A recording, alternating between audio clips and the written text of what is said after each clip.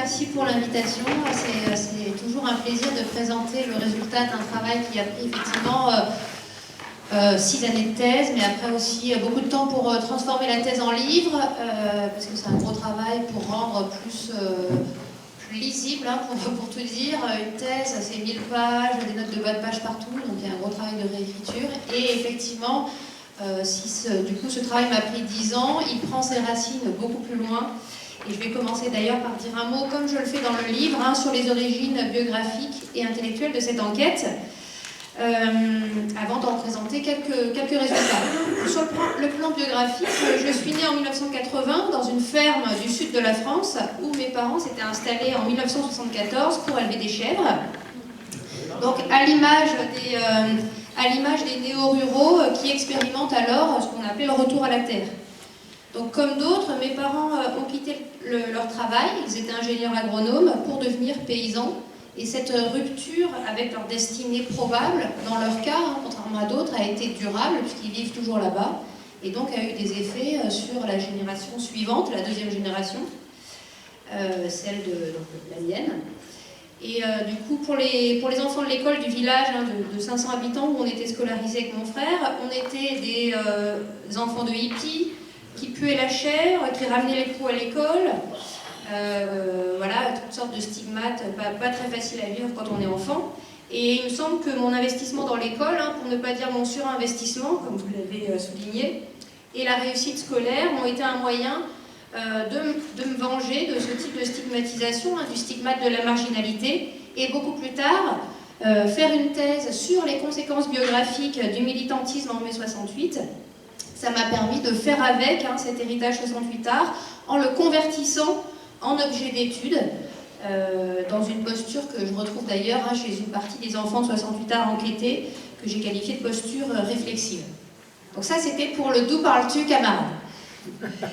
Par ailleurs, je ne me reconnaissais pas dans ce que les productions médiatiques, littéraires, mais également scientifiques, donnaient à voir d'une supposée génération de 68 qui serait opportuniste, comme vous l'avez dit, bien reconvertie et occupant les postes de pouvoir dans les champs politiques, médiatiques, littéraires.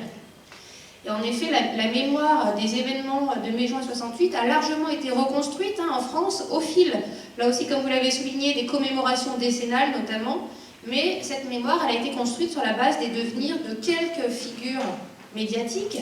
On a dit Serge July, Cohn-Bendit aussi, qui ne sont pas du tout représentatives des destins 68 arts ordinaires. Et donc au fil de cette reconstruction de l'histoire, ont été évacués certains aspects des événements, notamment le mouvement ouvrier, et le fait que ça a été en France, hein, la plus grande grève générale du siècle. Donc tout cela, ainsi que le marxisme, le gauchisme politique, ont été dénoncés ou écartés, notamment par certains qui ont été nommés ici, au profit d'un joli mois de mai, sympathique et indolore, hein, reconstruit de cette manière. Donc ce travail de reconstruction d'une mémoire de mai 68 s'est renforcé avec l'invention d'une génération 68, hein, que la publication des 2 tomes de Génération, de Hamon et Rothman, a largement contribué à banaliser ce label de Génération 68. Or, là je l'ai fait très vite, hein, je le fais un peu plus détaillé dans le livre, tout ce travail de reconstruction d'une histoire a gommé les parcours de 68 arts plus communs, ordinaires, anonymes, et c'est à cette contre-histoire de 68 que je voulais m'attaquer. J'avais donc deux grandes questions à l'origine de cette thèse qui parcourt l'ouvrage, hein, celle des rencontres. Qu'est-ce que c'est que des rencontres entre des trajectoires individuelles et un événement politique collectif? Et la deuxième question, c'est celle des conséquences biographiques sur le plan politique, mais aussi professionnel et personnel, de la participation à un événement. Hein, autrement dit, plus simplement, qui fait un tel événement et que l'événement fait-il aux participants? Et potentiellement à la deuxième génération. Donc cette question des générations, hein, politiques et intellectuelles, elle est au cœur de l'ouvrage. Sauf que, comme là aussi vous l'avez rapidement dit, en fait les chercheurs sur les générations, ils s'accordent sur le fait qu'une génération se forme quand une cohorte se trouve déstabilisée par la participation à un événement fondateur. Déstabilisée, hein, au sens où la participation à l'événement va infléchir le cours prévisible de leurs existences. Mais il me semblait que l'événement ne pouvait pas avoir produit une seule génération de 68 de manière mécanique, quelque part. Elle ne pouvait pas laisser ses empreintes, les mêmes empreintes à tout le monde, puisque tous les participants n'y ont pas participé de la même manière. Et donc il me semblait que les devenirs post-68 devaient dépendre à la fois de leurs existences antérieures, des trajectoires antérieures, mais aussi des formes de la participation, de ce qu'ils avaient fait dans ce temps court des événements de mai 68. Et donc c'est cette dialectique, cette articulation entre ce qu'on appelle la socialisation politique primaire, en fait, comment ils se politisent initialement, et la socialisation politique par l'événement, qu'est-ce que l'événement fait à ces trajectoires, qui m'intéressait et qui est au cœur de la réflexion. Alors pour traiter cet objet, c'est vite poser la question, l'épineuse question de sur quel échantillon de 68 arts j'allais travailler. Je savais ce que je voulais pas. Je voulais pas me limiter aux leaders, je voulais pas travailler sur les leaders, ni sur les seuls étudiants, ni sur les seuls parisiens. Et en même temps, il me fallait un échantillon qui puisse être construit de manière à pouvoir être contrôlé et situé socialement et politiquement. En même temps, il n'y a pas de who's who des anciens 68 arts. Et donc, en l'absence d'annuaire quelconque, comment pouvais-je entrer sur ce terrain? Alors là, je passe rapidement, mais vous pourrez me poser des questions. Au début, avec mon directeur de thèse, Gérard Moget, on s'est dit pourquoi pas partir d'une organisation politique en 68, le 22 mars, ou plusieurs, la LCR, etc. Mais le problème, c'est que cette entrée organisationnelle aurait écarté tous les 68 arts inorganisés ou non encartés. Donc c'était laissé de côté une majorité de personnes qui avaient participé à ces événements. Et c'est là que mon intérêt pour la deuxième génération a été décisif dans la manière d'accéder au terrain. J'y ai accédé en fait par deux écoles publiques primaires, mais expérimentales, une à Paris et une à Nantes, où un certain nombre d'ex-68 arts ont scolarisé leurs enfants dans les années 70 et 80. Alors faire le choix de ces écoles, c'était un moyen de contourner les inévitables porte-paroles des 68 arts et d'accéder à une population d'anonymes. Ça m'a aussi permis d'accéder à une grande variété de trajectoires 68 arts, à la fois une variété, comme je vais essayer de le montrer, politique, sur la diversité des types de militantisme, mais aussi quand on part de la deuxième génération et qu'on remonte aux parents, ça permet d'avoir tous ceux qui se sont désengagés à différentes époques. Plutôt que quand on travaille sur une organisation politique à un temps T, le problème qu'on a tous, c'est que ceux qui sont partis, ceux qui l'ont quitté, on les rate dans l'échantillon. Alors que là, le seul critère, c'est que je demandais aux personnes si elles avaient participé d'une manière ou d'une autre aux événements de mai-juin 68, et après, si elles avaient participé, elles rentraient dans mon corpus, et donc j'en ai qui ont continué à militer jusqu'au moment de l'enquête, mais d'autres qui se sont arrêtés de militer au lendemain, ou quelques mois, ou quelques années après les événements. Ce qui me permet de travailler la question des conditions du maintien, de la perpétuation de l'engagement militant. Et donc j'ai aussi une grande hétérogénéité sociale et en termes d'âge aussi. Par contre, évidemment, cette entrée bien spécifique et singulière sur le terrain fait que je n'ai pas travaillé sur l'ensemble des 68 arts, c'est un corpus bien spécifique qui notamment sursélectionne les 68 arts qui ont importé dans la sphère familiale et éducative leurs dispositions contestataires, qui ont mis en pratique dans les sphères familiales et scolaires des dispositions militantes. En effet, l'école Vitruve à Paris et Ange Guépin à Nantes participent dans ces années 70 et 80 à un mouvement de critique généralisée des rapports de domination par la subversion des rapports pédagogiques. Donc l'idée c'était que ces militants militaient contre la reproduction d'un ordre social dont les principales institutions de reproduction de l'ordre social étaient la famille et l'école, et donc évidemment l'école réfléchissant à ça, ces écoles qui essayaient de subvertir les pratiques éducatives ont attiré un grand nombre d'ex-68 arts.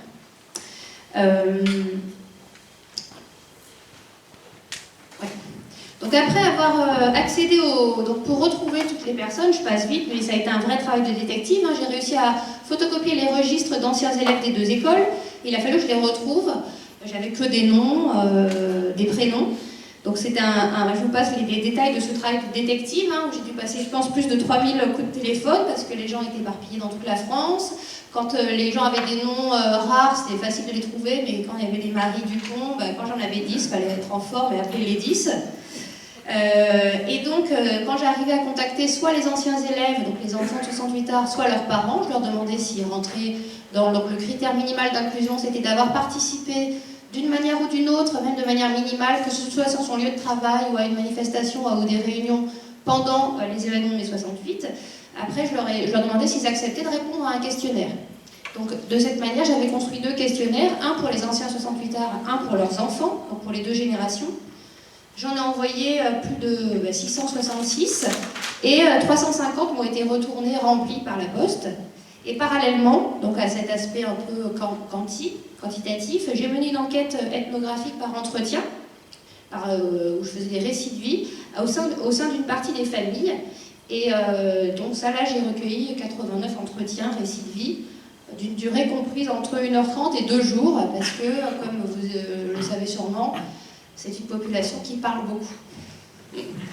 Et de manière moins centrale, j'ai eu recours à des archives, principalement les archives des 2 écoles enquêtées, les archives privées, quand les enquêtés me donnaient accès à leurs archives.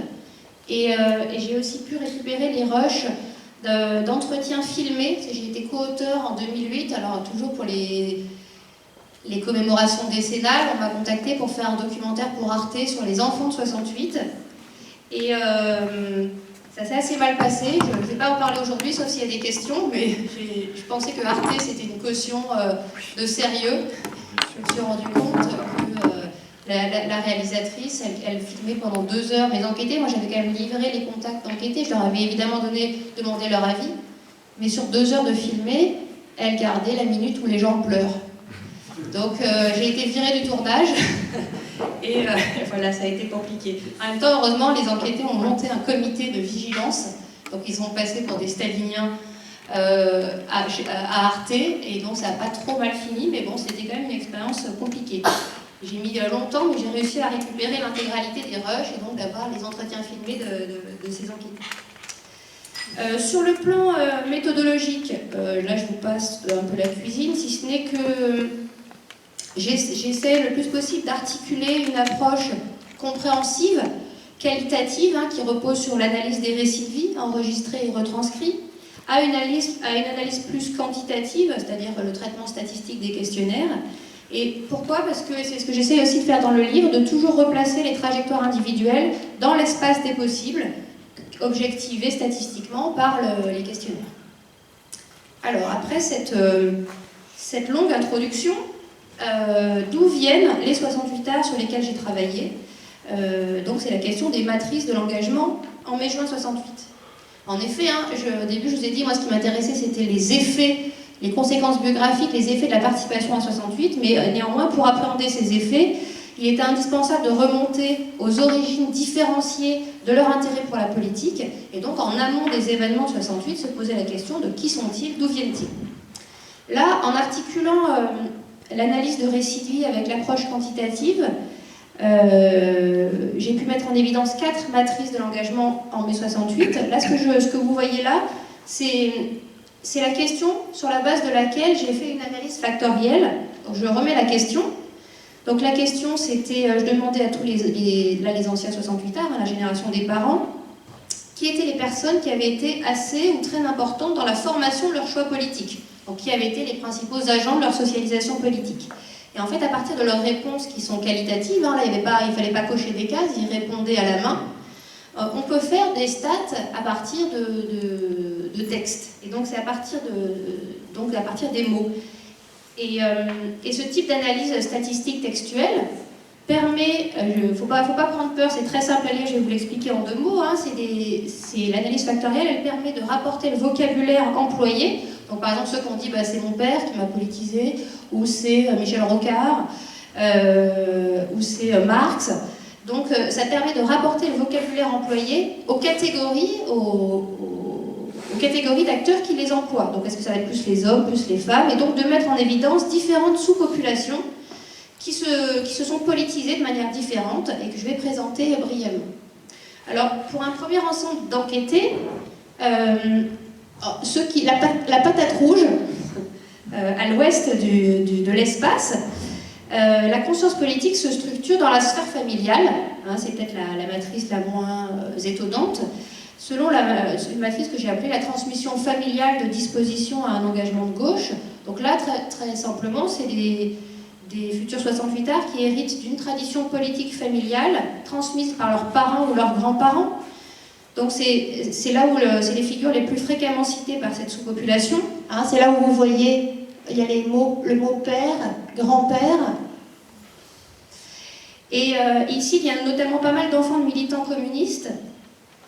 Et ce que j'ai pas le temps de faire à l'oral, mais dans le livre, je détaille par contre de manière beaucoup plus qualitative deux trajectoires, hein, celle de Simon, né en 1942 dans une famille juive et communiste, et celle de Louis, né en 1947, fils d'un cheminot communiste. Si j'ai séparé au sein de cette matrice les familles dont les parents étaient juifs, c'est parce que, je pourrais répondre aux questions si vous voulez, mais là j'ai pas le temps là, c'est parce que dans la transmission de cette mémoire, évidemment ça joue dans la politisation et les dispositions à l'engagement futur. Et donc, à rebours des interprétations psychanalytiques qui ne voient en mai 68 qu'une rébellion de jeunes bourgeois contre leurs parents, là, l'enquête fournit la preuve du poids, au contraire, des transmissions familiales, politiques, ça pouvait paraître assez évident, mais aussi, qui avait été moins montré, l'importance des transmissions familiales religieuses. Ça, c'est la patate de droite, la bleue. Donc là, ça regroupe les enquêtés qui reçoivent une socialisation religieuse, principalement catholique. Donc ceux-là ne se réfèrent pas comme les premiers à leurs parents ou leurs grands-parents dans leur politisation, mais vous voyez, je ne sais pas si vous voyez, il y a le curé qui est cité, l'environnement, leur conjoint, il y a les mots épouse, mari, ou à des hommes politiques, et pas n'importe lesquels, Rocard. Et ce sont ici des organisations religieuses d'encadrement de la jeunesse, telles la JAC, la Jeunesse agricole catholique. Vous voyez aussi, vraiment, tout à l'est, militant JAC. Donc ce sont ces organisations d'encadrement de la jeunesse qui vont, et aussi syndicales, il y a important, c'est aussi là où il y a écrit collègues CFDT, qui vont jouer le rôle de politisation. Donc là aussi, je renvoie au livre où je détaille les trajectoires d'enquêtés qui passent par le scoutisme, les organisations d'encadrement de la jeunesse, comme la JAC, j'ai dit, mais les GEC, Jeunesse étudiante chrétienne, les JOC, très importante, Jeunesse ouvrière chrétienne, et la conversion d'engagement religieux en engagement politique qui se fait principalement via le tiers-mondisme, les questions d'anti-impérialisme dans les années 60, avec centralement évidemment la lutte contre la guerre du Vietnam. Après, ce que je n'ai pas le temps de faire là à l'oral, dans le livre, évidemment, je montre ça fait des trajectoires différentes en fonction de l'origine sociale, notamment. C'est pas les mêmes types d'organisations, d'encadrement religieux, et ils ne se politisent pas de la même manière.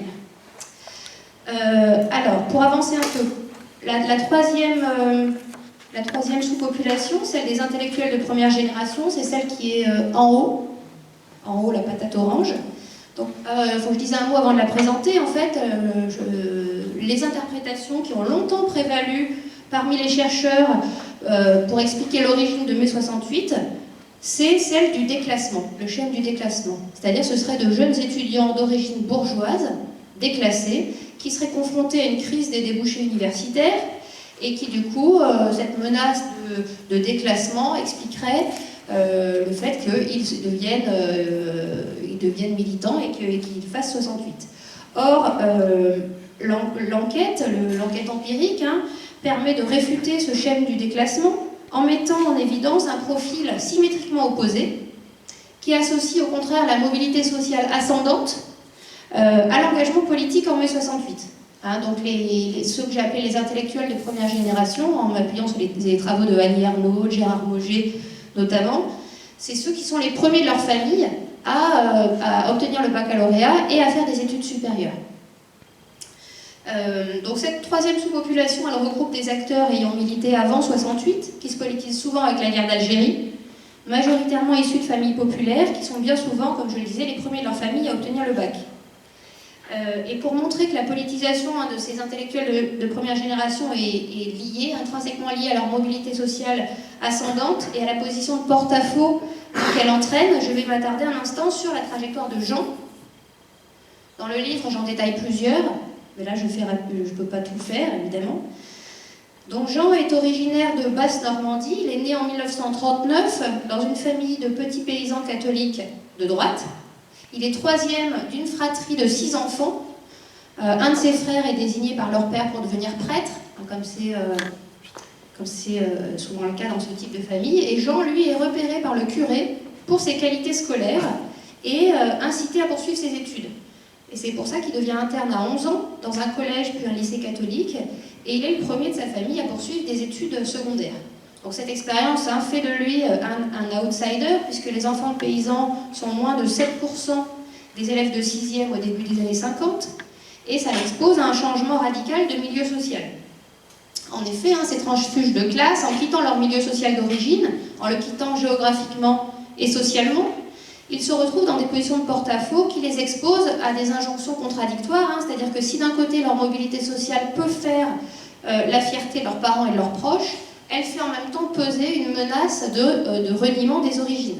En effet, investir l'institution scolaire, fréquenter d'autres milieux sociaux, c'est quelque part inévitablement intérioriser, en partie du moins, le jugement des autres sur soi et donc sur sa classe d'origine. D'où souvent une honte sociale ressentie et exprimée, qu'on voit notamment quand il me dit au lycée, les autres c'était plutôt petite bourgeoisie ou bourgeoisie moyenne. Donc pour un fils de paysan, j'avais honte parfois. Je lui demande de quoi? Un peu la démarche, tout ça, le côté un peu balourd, comme un paysan, quoi. L'habillement, tout ça, les petits signes. Par exemple, mon père me conduisait en carriole dans les années 53-54. C'était quand même la marque d'une identité d'arriver en carriole. Donc c'est des choses qui marquent. Donc si Jean souffre de ces expériences quotidiennes de désajustement, de domination, qui lui font prendre conscience de sa différence de classe, il ne la lit pas encore au lycée. Cette différence n'est pas lue, appréciée, expliquée en termes politiques. C'est via un engagement religieux au sein de la JAC, la jeunesse agricole catholique, que Jean va pouvoir commencer à mettre des mots sur ses sentiments de décalage, puisque la JAC, à cette époque, mais la JOC aussi, fournissent des cadres d'interprétation des expériences de honte sociale à l'aune de l'injustice et d'une éthique de l'engagement. Pour ceux qui en sont familiers, pour le dire vite, c'est le voir, juger, agir, qui était le slogan des jeunesses ouvrières chrétiennes. Donc pour en revenir à Jean, il entre en hypocagne à Caen, où il est boursier. À la fin de sa cagne, il est admissible à l'école normale de Saint-Cloud, ce qui lui donne droit aux IPES. Donc là aussi, pour les plus jeunes d'entre nous, c'était une forme de bourse. En fait, ça permettait d'être payé, de continuer ses études tout en étant salarié. Donc il continue ses études d'histoire à Caen.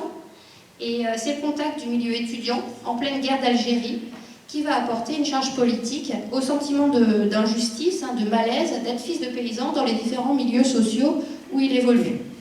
Donc je le cite à nouveau. Je dirais que je me politise vraiment avec la guerre d'Algérie. J'étais pas particulièrement à gauche avant, mais c'est le milieu étudiant. Tant que j'étais dans le secondaire catholique, je pense pas que j'avais d'idées politiques. On nous faisait faire des discours, des concours d'éloquence contre le communisme. Si. Donc de ce côté-là, je ne me souviens pas avoir eu des idées politiques autres que celles de mon milieu. Mais ensuite, dans le milieu étudiant, oui, parce qu'il y avait quand même un mouvement contre la guerre d'Algérie, et je pense que j'avais une conscience de classe, et là, les deux choses se sont reliées. Et effectivement, Jean va s'engager dans la lutte contre la guerre d'Algérie, au sein de l'UNEF dans un premier temps, puis au sein d'un groupe Socialisme ou Barbarie qui va rejoindre par l'intermédiaire d'ex-camarades de classe préparatoire, et il va finir militant trotskiste à la JCR, puis à la LCR. Donc, ces intellectuels de première génération font l'expérience de la résistance du système universitaire à leur entrée dans le supérieur, et leur position d'outsider constitue finalement un terreau propice au développement de dispositions critiques vis-à-vis du système universitaire.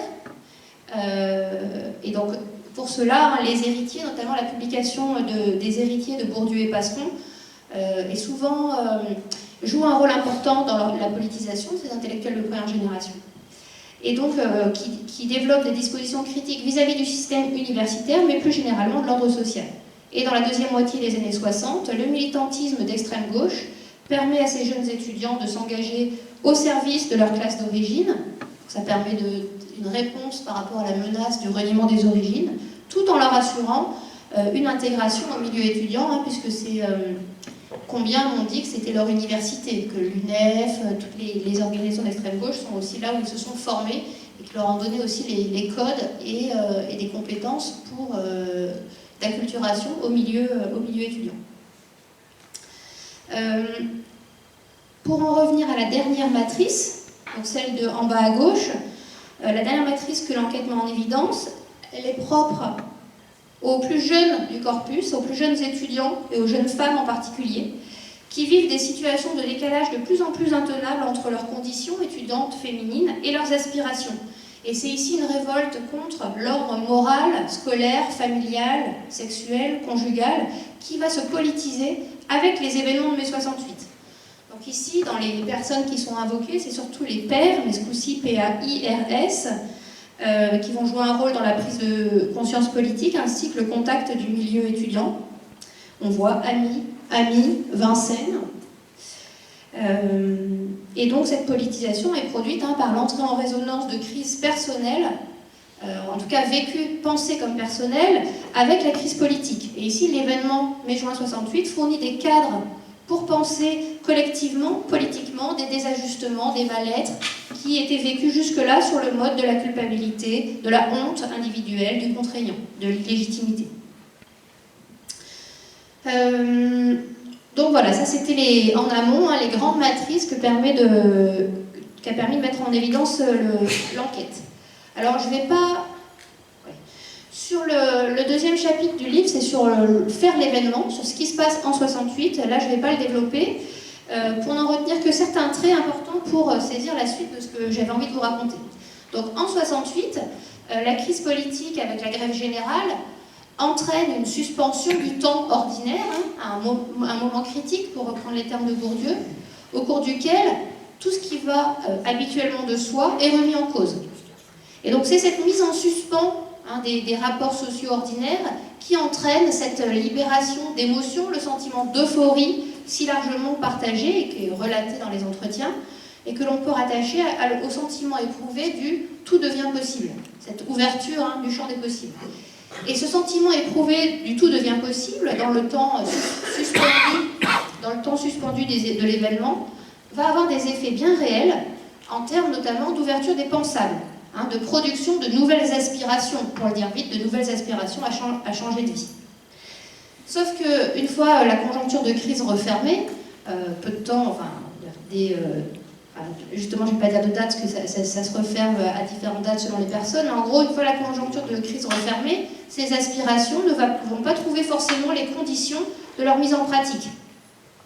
Alors à quand même quelques rares exceptions près, notamment l'ouverture de Vincennes, de l'université de Vincennes en 68 aux étudiants non bacheliers, qui rend possible la perpétuation du décloisonnement social. Donc là, je renvoie au chapitre 4 sur ces destins croisés, avec d'un côté les établis qui quittent la fac pour aller à l'usine, et de l'autre, des salariés, pour certains en usine, non bacheliers, qui entrent à la fac. Mais ce que je voulais dire ici, c'est que cette dissociation en fait, de la production des aspirations par rapport aux moyens de les concrétiser, s'il n'y a pas les moyens de les concrétiser, ça produit quoi? Ça produit des aspirations déçues.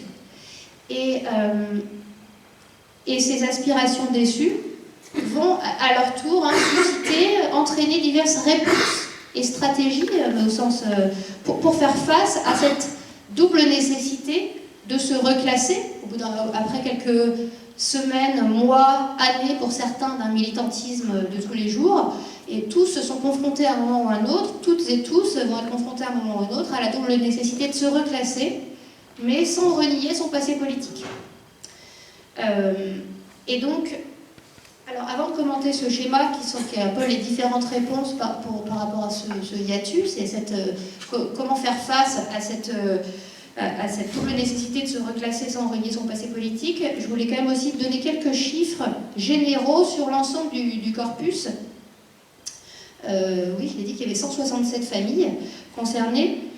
Donc au moment de l'enquête, donc plus de 35 ans après, 80%, là je parle des parents, continuent à s'intéresser de près à la politique, 60% déclarent manifester régulièrement ou souvent, 65% se situent à la gauche de la gauche, souvent on leur demande sur une échelle de 1 à 7, on en a plus de 65, les 2 tiers qui se positionnent en 1 ou en 2, c'est-à-dire les choix les plus à gauche qu'on leur donnait, 50%, la moitié ont encore des activités militantes, un tiers sont membres d'associations ou d'organisations politiques et humanitaires. Alors ça c'était pour, j'aime pas faire ça, mais parce que des fois on oublie quand même que généralement c'est quand même pour dire voilà qu'ils sont restés, des cas comme ça de retournement de veste, de personnes qui sont passées à droite, j'en ai un et demi sur 200. Par contre, de manière plus fine, par rapport à cette dissociation des aspirations par rapport aux moyens de les concrétiser, vous voyez que les réactions, là je les ai un peu classées, quand il n'y a aucun moyen de maintenir son intégrité personnelle, ça a donné lieu, vous le savez aussi bien que moi, à de très nombreux suicides et des dépressions. Après, il y a eu aussi toutes des formes d'évasion, hein, par les voyages, mais ça peut être aussi par les drogues. Et après, il y a au milieu les utopies communautaires, hein, c'est-à-dire à défaut d'avoir réussi à changer le système dans son ensemble, l'ordre social, on va tenter de faire des contre-systèmes localement, donc des utopies communautaires comme le retour à la terre, les utopies pédagogiques, les vies en communauté, etc. Et en dessous, d'autres réponses plus par la profession, je vais les détailler après, hein, c'est pour ça que là je l'évite. Militer par sa profession ou faire du militantisme son métier, tout en bas, pour tous ceux qui vont devenir permanents, politiques ou syndicaux. Alors, ce type de schéma, c'est pas mal pour mettre les choses à plat, sauf que ça ne dit pas qui part élever des chèvres. Quand je dis qui, c'est pour essayer de dire justement socialement, sociologiquement, qui sont ceux qui vont devenir permanents politiques par rapport à ceux qui vont partir vivre en communauté. Donc pour justement rapporter ces différentes incidences de mai 68 aux caractéristiques sociologiques des enquêtés, j'ai à nouveau procédé à une analyse factorielle dans laquelle j'ai inclus différents indicateurs d'inflexion biographique. Donc de qu'est-ce que mai 68 a fait sur leur trajectoire politique d'une part. Donc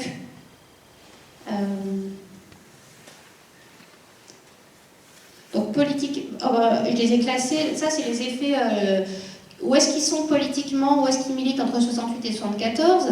Donc j'ai dû regrouper pour des histoires de... Ça fait toujours bondir, donc j'anticipe les gens, j'ai dû regrouper dans l'extrême gauche les trotskistes et les maoïstes. Je sais que ça n'a aucun sens, et dans le détail de la trajectoire après, quand je fais de l'analyse qualitative des récits de vie, évidemment qu'on peut dissocier ça. Là, c'est quand on fait des stats, il faut qu'il y ait un minimum de personnes par case, et donc on fait des regroupements. Donc j'ai mis ensemble la modalité militantisme extrême gauche, syndicalisme. Alors quand j'ai dit, souvent quand les militants à l'extrême gauche sont aussi syndicalistes, mais j'ai regroupé dans la variable syndicaliste ceux dont l'activité syndicale est l'activité première.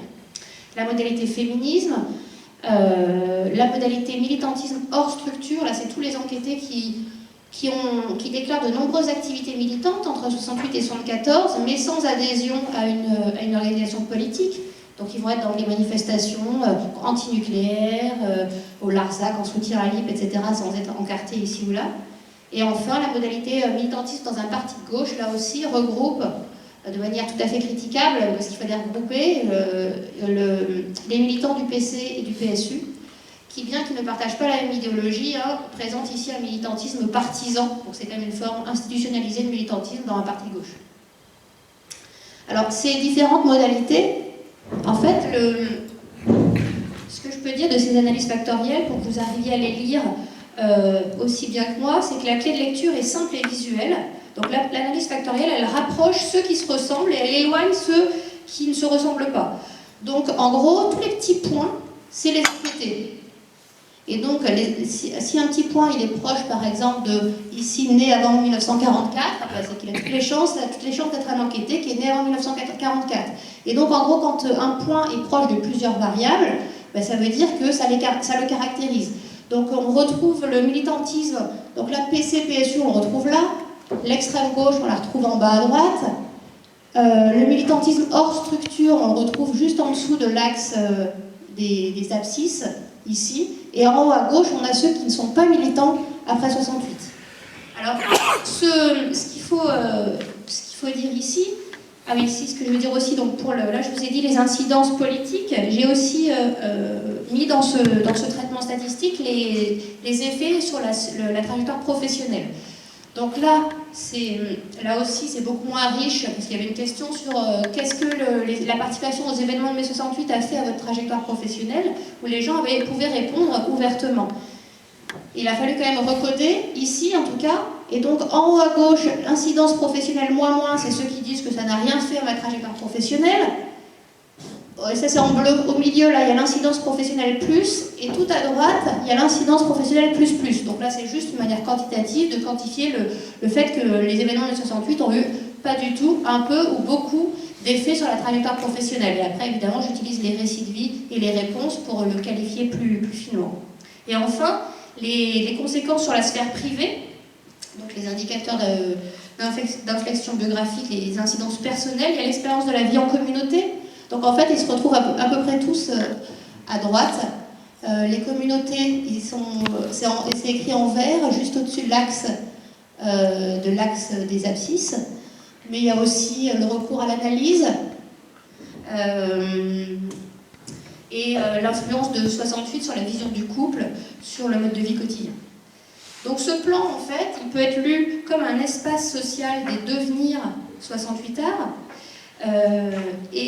Je vous passe je pourrais répondre aux questions s'il y a des questions plus sur la cuisine stat, mais je vais vous présenter en fait justement la diversité de toute l'idée, vous l'avez compris, c'est de dire qu'il n'y a pas une seule génération de 68, elles et ils n'ont pas été marqués de la même manière par les événements, et c'est ce qu'on voit ici dans la diversité de ces sous-populations.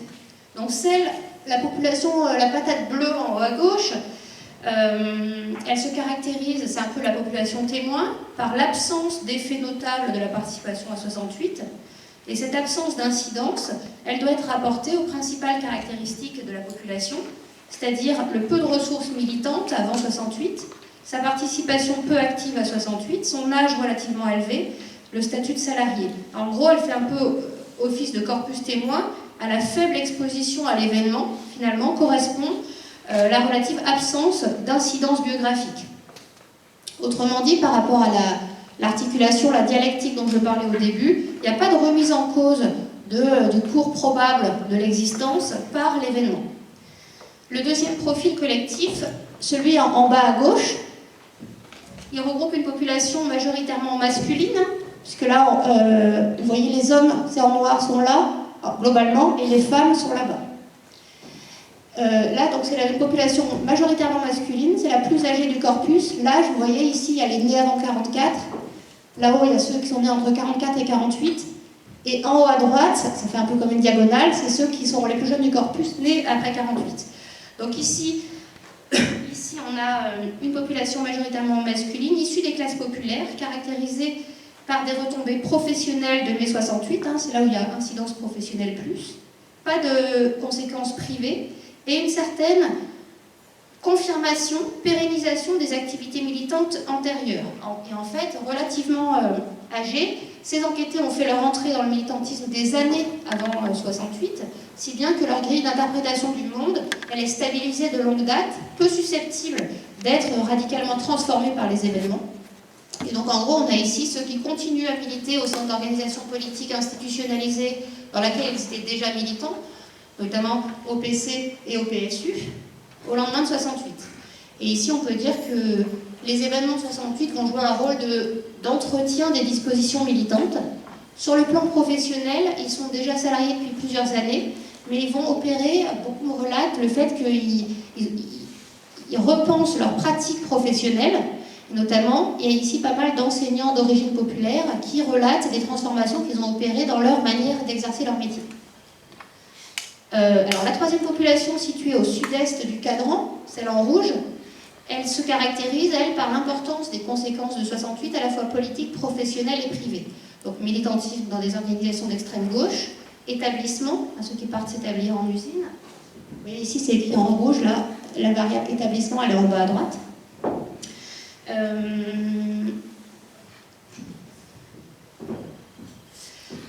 Participation aux manifestations du Larzac, donc il y a les enquêtés des deux sexes qui avaient entre 20 et 24 ans en 68, majoritairement étudiants, mais il y a aussi des salariés, qui participent très activement aux événements de 68 et incarnent dans les années 70 ce qu'on a pu qualifier de gauchisme politique. Sur le plan professionnel, Ici, les conséquences professionnelles prennent des formes collectives de critique de l'organisation sociale de la production, hein, que ce soit par un militantisme syndical ou par le fait de carrément faire du militantisme son métier, à l'image de Johanna. Alors l'intérêt aussi de ces analyses factorielles, c'est qu'on peut toujours passer des variables aux individus. Comme je vous l'avais dit, chaque petit point, c'est un individu. Et donc là, vous voyez, Johanna, elle est située là, et donc je peux à la fois vous dire des choses un peu globales statistiquement, puis aller revoir une personne à tel endroit, et soit aller faire un entretien avec elle, ou retourner à son questionnaire. Et donc ici, Johanna, elle est née en 1947, elle grandit aux États-Unis, elle y milite contre la guerre du Vietnam, et elle rejoint dès son arrivée à Paris en 1966 un CVN, donc c'est-à-dire un comité Vietnam national, trotskiste. Hein, il y avait les CVB, les comités Vietnam de base maoïstes, et elle arrive, elle rejoint un CVN.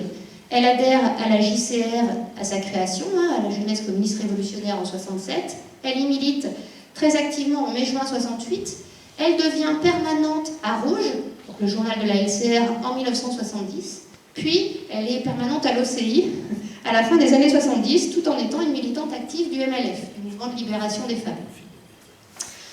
D'autres, toujours dans cette patate rouge, hein, s'orientent dans le secteur social, dans l'animation socio-culturelle, aussi dans le journalisme ou la recherche en sciences sociales, pour militer par leur profession. Hein, donc en travaillant auprès et aux côtés des dominés, de différentes catégories de dominés. Donc ce qui est important ici, c'est que l'outil du militantisme, c'est la profession. C'est-à-dire qu'on travaille au sens professionnel à changer le monde social, comme le souligne la réponse de François. Donc François, on le voit, lui, il est à l'opposé, il est vraiment à l'intersection des deux sous-populations marron et rouge. Lui, dans son questionnaire, à la question sur l'effet de 68 sur sa trajectoire professionnelle, il répond « Définir mon emploi, ma profession, la révolution par l'éducation populaire ». Et donc il devient éducateur, et donc sa trajectoire, je l'analyse dans le chapitre 4, hein, toute la trajectoire vraiment détaillée.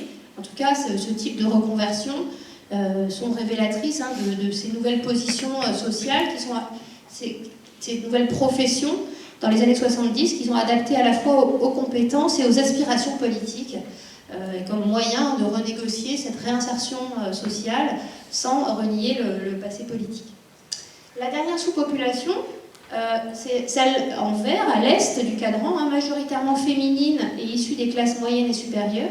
Elle regroupe les enquêtés les plus jeunes du corpus, hein, voilà, là-haut c'est les plus jeunes, étudiants en 68, et elle se distingue par la prédominance des incidences professionnelles et privées, avec un militantisme, lui, peu institutionnalisé. C'est là où il y a le militantisme hors structure, et la participation au mouvement féministe. Donc ce qui est intéressant, c'est de la comparer aux précédents, pour comprendre ces destins différenciés. Donc comme les précédents, ils se trouvent en 68 dans des moments, à un moment de leur cycle de vie d'indétermination sociale et matrimoniale, mais contrairement aux précédents, ils n'ont aucune ou une très faible expérience politique antérieure à 68. C'est pour ça que l'événement 68 ne va pas avoir le même effet socialisateur. Donc là, un cas typique, pour parler de manière plus incarnée, c'est celui de Noëlla. Donc vous voyez Noëlla, c'est un petit point bleu, juste au-dessus de communauté. Donc Noëlla, elle est née en 1948, elle est fille d'artisans catholiques royalistes, scolarisée en internat religieux, en rupture familiale, et qui se marie très jeune, en 67. Elle me dit « je me marie pour fuir mon père », pour réussir à se libérer de cette domination paternelle. En même temps, vous allez voir que la domination du mari n'est pas beaucoup mieux. Et donc là, je vais vite, hein, mais là aussi, je détaille sa trajectoire dans le livre. Donc, enceinte de sa première fille en 68, elle est inscrite en lettres à la Sorbonne, et elle entre réellement dans l'espace contestataire l'année suivante par les crèches parallèles. Donc, plus généralement, par les diverses formes de politisation de la sphère privée. Donc, c'est vraiment la politisation par le personnel et politique. Donc, elle se présente comme une militante anti-autoritaire, elle pourfend les institutions familiales et scolaires, elle vit dans différentes communautés dans les années 70, refuse le salariat, alors qu'elle est diplômée. Elle milite au MLAC, au Mouvement pour la libération de l'avortement et de la contraception, et contre le nucléaire, hein, autant d'engagements caractéristiques de cette rénovation critique du quotidien qui définit cette population, où on a aussi parlé de gauchisme contre-culturel. Donc à ce pôle, on ne milite pas comme les précédents sur son lieu de travail pour transformer les modes de production, mais on refuse individuellement d'être assujetti au salariat par différentes formes d'exit, de stratégies parallèles, qui prennent souvent la forme de rupture professionnelle et des trajectoires de marginalité sociale.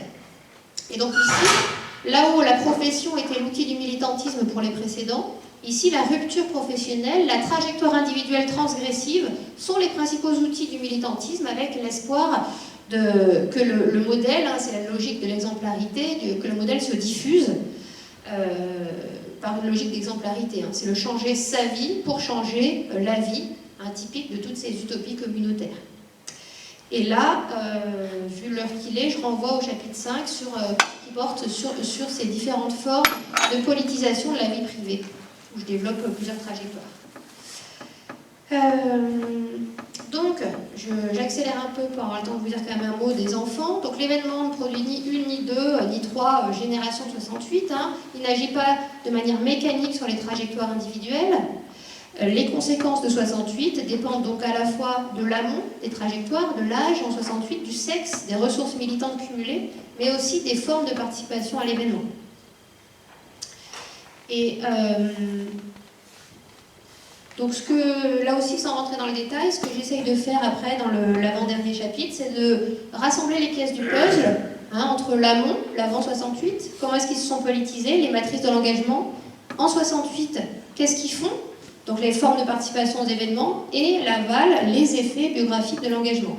Et donc, j'ai construit de cette manière des familles de trajectoires, ce que j'ai appelé des unités de génération, des micro-unités de génération, qui rassemblent justement des personnes qui ont en commun des formes de politisation, de participation et des effets biographiques de 68 similaires. Donc, il y en a une douzaine. Vous pourrez, si vous le voulez, pour certains, vous amuser à essayer de vous retrouver. Souvent, les gens essayent de se retrouver dans les différentes unités de génération, où l'âge, évidemment, joue énormément, mais le sexe, toutes les variables dont j'ai parlé jusqu'ici. Je prends 5 minutes pour vous dire un mot, puis pour vous tendre des perches si vous voulez poser des questions, sur donc, le dernier chapitre. Dans la thèse, il y avait une partie entière sur les enfants, la transmission et qu'est-ce qu'ils sont devenus. Et en fait, au départ, je me suis dit je vais faire 2 livres différents, parce que c'était tellement énorme, sauf que les éditeurs, ils ont voulu que je parle quand même des enfants dans le livre. En même temps, il y avait déjà beaucoup à dire sur les parents, donc en fait, la solution de compromis, ça a été que le dernier chapitre porte sur les enfants, mais sur une partie seulement de tout ce qui est dit dans la thèse. Avec l'idée, je pensais faire un 2e livre, mais quand je vois le temps que ça prend de faire un livre, je pense pas que j'en ferai un 2e. Du coup, finalement, alors j'ai râlé à l'époque, je suis pas mécontente d'avoir mis quelque chose dans ce livre sur les enfants. Donc sur cette 2e génération, je me demandais au début de la thèse, est-ce qu'un événement peut avoir des répercussions sur une 2e génération d'enfants qui n'y ont pas participé? Et si oui, par quel vecteur? Au début, je pensais à l'importance de la transmission des objets, des prénoms, des livres, des affiches. Et en fait, dans la transmission, évidemment, ce qui joue le plus, bien plus que l'explicite, ou que les récits de 68, très peu de récits en fait, le vecteur principal de la transmission, c'est la transmission implicite, c'est-à-dire les pratiques éducatives, la socialisation. Et donc les pratiques éducatives de ces parents, je les ai qualifiées de contre-culturelles, alors à des degrés variables, mais ces pratiques contre-culturelles ont été le principal vecteur de la transmission d'héritage de 68. Et effectivement, les 68ers sur lesquels j'ai travaillé ont importé, comme je vous le disais au début, leur militantisme dans la sphère familiale, se sont attaqués à l'institution familiale, qui était dénoncée comme une institution bourgeoise, de reproduction d'un ordre social contesté. Autrement dit, pour changer le monde, il fallait commencer par changer le quotidien, les rapports de domination dans la famille. C'était un peu l'utopie pédagogique et communautaire de l'homme nouveau, de faire des hommes nouveaux en prenant les problèmes à la base dès la plus tendre enfance. Et pareil avec l'école. Donc quelque part, l'enfance est investie par les personnes que j'ai enquêtées, mais là aussi, une fois de plus, à des degrés très divers, comme un champ d'expérimentation politique. Et ses parents ont cherché à subvertir les normes de parenté, les normes éducatives, les normes de genre, les normes domestiques. Pour donner des exemples plus concrets, ça passe par la remise en cause de la division sexuée des rôles, le rejet du mariage, de l'héritage, le rejet des relations d'autorité et des termes d'adresse, le papa-maman qui les incarne, Donc 50% des enfants enquêtés appellent ainsi leurs parents par le prénom. Et plus largement, hein, c'est le refus de conformer ces enfants aux normes dominantes. Ça peut passer aussi par la scolarisation dans des écoles différentes, donc une redéfinition des métiers de parents, d'éducateurs et d'enfants. Ah oui, et ça peut aller jusqu'à la prise en charge collective des enfants dans les communautés, et avec un cas limite, hein, où j'ai une enquêtée qui me raconte que les prénoms de ces deux jumeaux ont été décidés collectivement dans la communauté par l'ensemble des parents. Et en même temps, juste après, elle me dit que pour les allaiter, il n'y avait qu'elle, évidemment. Donc, là, je le dis très vite, évidemment, certains ont toutes ces caractéristiques, d'autres beaucoup moins. Par contre, tous les enfants de 68 ans, hein, je dis les enfants, mais ils ont aujourd'hui 40 ans ou plus, sont confrontés tôt ou tard, ils ont cette socialisation primaire contre-culturelle, mais tôt ou tard, ils vont être confrontés à des cadres de socialisation différents, beaucoup plus conformes, hein, que ce soit dès l'entrée à l'école classique et ou au moment de l'entrée sur le marché du travail, et si bien qu'ils vont intérioriser des systèmes de disposition dissonants, partiellement contradictoires, hein, entre d'un côté cette éducation contre-culturelle et de l'autre une socialisation secondaire plus classique. Et donc cette tension entre ces deux moi, hein, ces systèmes, pour Lahire parlait de systèmes de disposition clivés, elle va être plus ou moins forte chez les différents enquêtés, en fonction du type de pratique éducative, mais en même temps, tous, d'une manière ou d'une autre, ils vivent un conflit de normes, peut-être pour le dire de manière plus simple. On leur a appris à ne pas adhérer aux normes dominantes, à critiquer une société dans laquelle ils doivent trouver une place. Et donc voilà, cette question de ce que j'ai appelé la dissocialisation, il y a un coût symbolique, hein, à l'intériorisation enfant de normes anticonformistes, et après, les différents profils d'enfants, puisque là aussi, ah oui, j'aurais dû commencer par ça. Moi, je me reconnaissais pas du tout.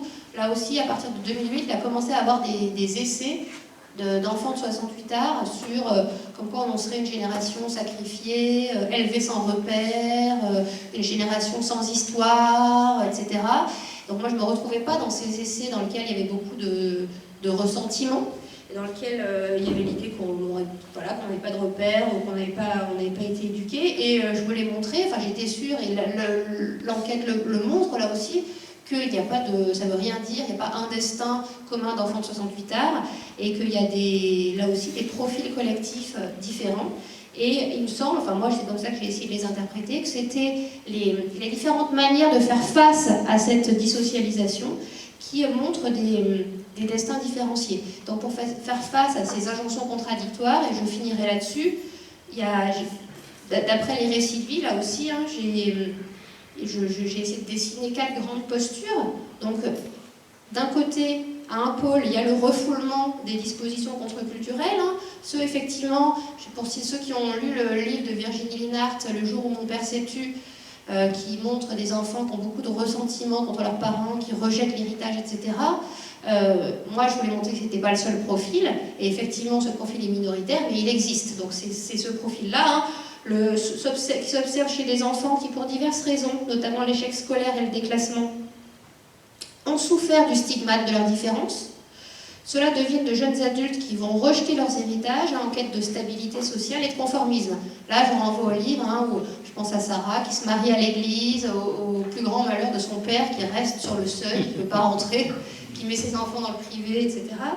Donc, à l'opposé, donc ce profil existe, mais il est minoritaire. À l'opposé, il y a la posture utopique du rejet de la socialisation secondaire. Donc là, c'est un peu le contraire, c'est qu'il y a une incapacité à adhérer au système scolaire et au marché du travail, du fait de l'éducation primaire.